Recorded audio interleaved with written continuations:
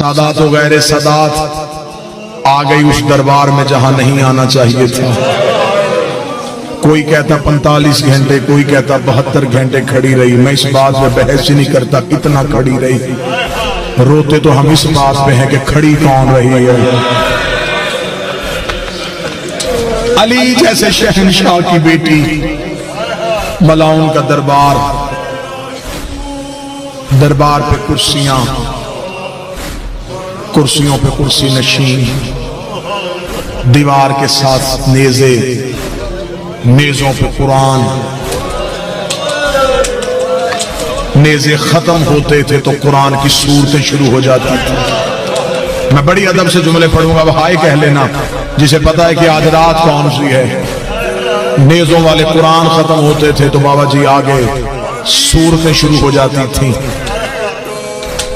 یاسین کے گلے میں جو رسی تھی وہی کوثر کے گلے میں تھی.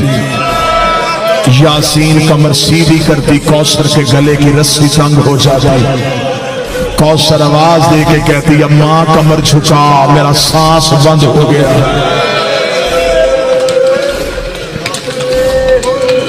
اب جس کے ذہن میں نقشہ بن گیا وہی بندہ ماتم کرے گا.